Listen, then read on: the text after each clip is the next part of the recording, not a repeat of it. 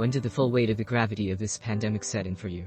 I live in New York City, so seeing images of places like Times Square virtually empty, relatively, was something else. I live in a ski town. Having it snowing in March and the mountain and town completely empty was so surreal. When my boss called me into her office and asked me whether I could work from home, as a precaution, so that the entire department would not be paralyzed if somebody were infected. This was in March, I believe. I am still working from home. We are on a remote setting just for the next few weeks. Yup. When a bunch of billionaires decided to willingly suspend the NBA season, people that process that much money do not just decide to halt ticket sales for their cash cow sports franchises without a damn good reason. I did not exactly process it that way, but the NBA being cancelled on March 11th is what did it for me as well. Walmart enforcing masks where our governors won't is where I thought about the money. I study in a school that's known for not canceling class.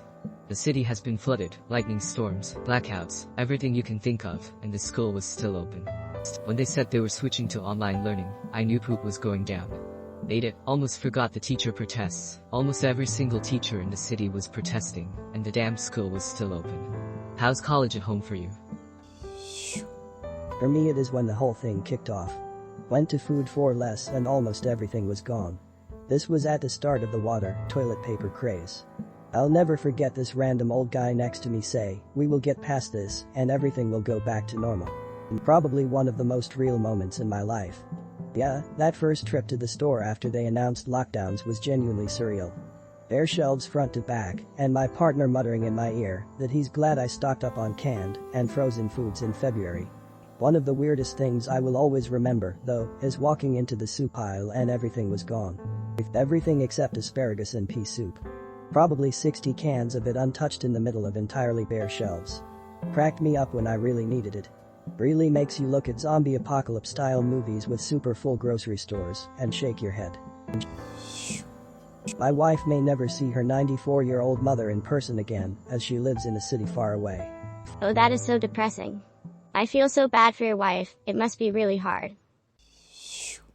When I was stuck in a city where I knew no one, and I was pacing my studio apartment talking to myself just to hear the sounds live humans make. Fuck, same. Very early in the year, I teach Chinese kids on the internet. They were getting locked down and telling me they hadn't left the house in weeks, so I started following the story. I was the crazy guy in January, telling everyone this was coming, and they better pay attention, and it wasn't just going to be a 2-week shutdown. Told you so. I have a couple of Chinese colleagues who were following the story very closely, and were taking it extremely seriously as early as January. I actually took a cruise in mid-February, and my Chinese office mate was super anxious that I was going to come back from the cruise infected and get her sick. At that point we were all kinda rolling our eyes at here, but within 3 weeks, our whole company had gone 100% remote. Pretty much from the get-go. I had just gotten to an island in the middle of the Pacific from being on a boat for a while. Borders were closing on us. But fast. The local government wanted all outsiders out now. And we had to make very important decisions very quickly. It felt like choosing your starting position in a zombie apocalypse or dystopian future game, but Earl. What did you choose? It was a combination of things. First, I watched the crazy videos that were coming out of Wuhan. And it seemed crazy and unbelievable. Then there were the ones in Italy. But it still felt like something that was happening somewhere else. And it wouldn't necessarily happen locally. But then, I started noticing the threads on Reddit that were starting to pop up out of tourism hotspots like Vegas, talking about how people were getting sick and piling up in hospitals and it wasn't yet making the papers. Stories about people feeling off their feet one day and in the ICU by the end of the week. That's when it started being like, holy poop, what's going on? Then the news stories started coming out in California. But what really sealed the deal, when my friends who work in the medical sciences started freaking out and locking down. We're talking rational, non-dramatic people who clearly believe in the power of Western medicine and statistics. The crazy stories were coming out in January, and by February, my medical sciences friends were like, "Crock that. See you next year." They were definitely ahead of the curve. When the guy whose entire job is managing medical incidents data starts refusing to go outside, you follow his lead. Literally the medical equivalent of the e-tech running away. Early April, when a former colleague who was 28 and perfectly healthy otherwise caught it and died. That's when I realized that it wasn't just bad flu. My Phil has it. He's a 62 years old type 2 diabetic alcoholic and former smoker. I told my 4-year-old that Papa has the sickness, but he's gonna be fine. But I am not sure he will be. My son has already been to 5 funerals in the past 2 years. I really do not want it to be 6. I had already lost my job before the lockdown happened. The one I just before the lockdown was for a bar which got shut down at the end of March. I have a mortgage and a school-age child and had just separated from my wife after being together for 21 years. For the first time I was truly on my own with an eye-watering amount of debt and no idea what to do. So what did you do? Sounds brutal. My boss does not give a crock about his workers. They talked a big game of keeping us safe, but his wife has confirmed corona. And he's still here walking around the shop without a mask. Some of us are on the verge of quitting. I am not sure where you are, but I am pretty sure that contravenes some kind of health order. Contact your province's state silly thing authority and report him. He'll get a nasty fine, at the very least. When I was able to step outside and heard noises of nature all around me. No drones of airplanes, traffic, lawnmowers, etc. It was eerie. That's what it was like after 9/11. I remember we were eating dinner. And we heard a plane and the whole family jumped up to go see it. It was an army plane and it was creepy. I run past a hospital. Behind is a fenced-off area for initial screening. And behind that, refrigerator trucks.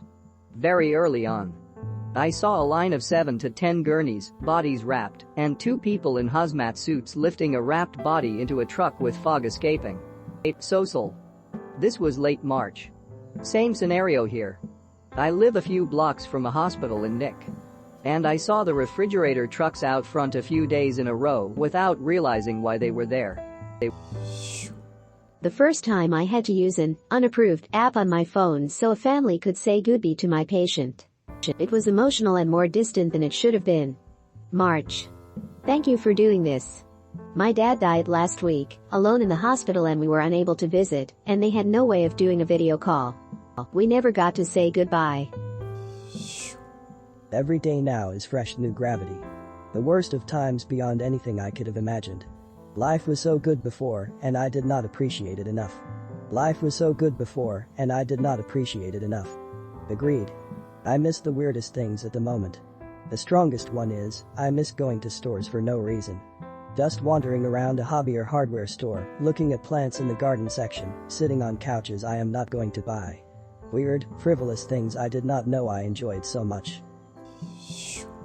I was out camping with my friends on spring break. On day 3, I get the notification that 2 NBA players, Rudy Gobert and Donovan Mitchell, have contracted the coronavirus. 5 minutes after this announcement, the NBA announced the suspension of the season. My friends and I proceeded to watch the dominoes fall as everything began shutting down, postponing, and then we get an extra week of spring break.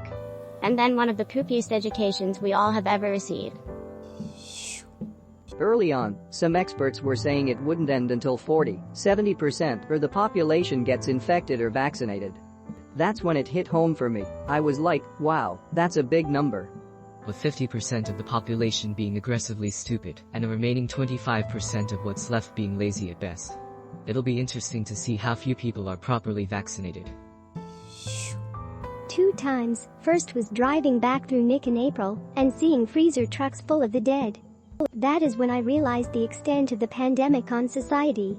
Second time was just the start of November, when I went through a breakup and realized that I am just cripplingly alone during this pandemic. I am a social person with social hobbies, and now I rarely see or talk to anyone. I have never been closer to suicide. I am doing slightly better this week. But that's when I realized the impact of the pandemic on my psyche and ability to connect to people. Edit. Thank you, everyone, for the support. You all make these little pockets of Reddit shine. With holidays approaching and a vaccine going into distribution soon, we're into toughest part of this whole ordeal. It's like a marathon, the hardest part is always those last few miles. Stay strong. The pandemic will end, and if history is any guide, good times will follow. When I got the disease without ever leaving the house, following every single rule and just kept myself out of the way of anyone. How you doing now? Lingering effects? The scenes in Spain. The elderly homes that were abandoned and the army going in to collect all the dead bodies. I still get flashes all the time. It's so horrifying. The photos of those doctors with bruises around their faces and the pain in their eyes. This was it for me too. Early scenes and stories coming out of Western Europe were harrowing. Especially when we hadn't felt the full impact here in NA and were still living our regular lives. When they cancelled the Olympics. So much have happened this year, I totally forgot about this. When you go for toilet paper shopping and find empty aisles. When I was up in Montana, one of the semi-trucks transporting all the bread for the town flipped on the icy highway. And we were straight out of bread and TP when the whole thing started. When I got off the train in Penn Station and it was a ghost town. It was absolutely terrifying considering Penn Station is meant to be a central location for people. I'd never been to Penn Station at all hours of the day and night, and there wasn't a bunch of people running for trains, eating, shopping, etc. Manhattan was also eerily quiet beyond some sirens. I saw videos of Chicago during lockdown that were so incredibly eerie in their silence and lack of motion. It was almost like I Am Legend, without nature taking over. When China locked down Wuhan, if the Chinese government, not known for caring about human life, thought locking up 5 million people was the better option, then silly thing was going to be bad. Edit, Wuhan has a population of 10 meters. Yup. I had not heard of Wuhan before. Looked it up and learned that it is much bigger than New York City. The thought of locking down Nick is staggering, and China did just that to Wuhan. Fuck. About 25 pounds ago. Good on you for losing weight, D.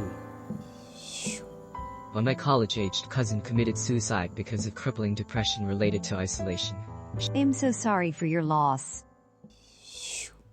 In March when the WHO, World Health Organization, announced it as a pandemic, I thought to myself, oh poop, this is really serious. I am baffled at how people treat it now though. With millions of cases and nearly 1.5 million recorded deaths total. Stay safe, please. It's crazy to me we took it more serious when there were less cases. I understand the world cannot exactly come to a 100% stop, but the amount of things reopening because people are bored of being at home is insane. For me it was personal. We had been in lockdown and heard my dog got cancer. I couldn't go home to hug him and it really sunk in then. I am so sorry. When I hadn't been anywhere in so long, I finally had to drive to run an errand, and it felt like I was doing something illegal. Same. I basically forgot how to drive. It was so weird. When everything in the country had to close, it felt like the world just stood still. Every workplace closed. All shops closed. Restaurants closed. Fast food closed. Facts. Never forget when the streets were basically empty. Not many homeless people. No people walking around. Barely any cars on the road. Everything felt empty. The child that died in Wuhan because his parents had been infected and moved to ICU and no one could feed him because they were too terrified to go into a silly thing hotspot. I felt like I was thrown back to the Black Death. Ugh, I did not hear that story. Ugh. If you want to overcome all this crisis, you have to subscribe to this channel. Reddit Squad 23 is all you need. You're right. But liking these videos is what worked for me. I get happy whenever I hit that like button.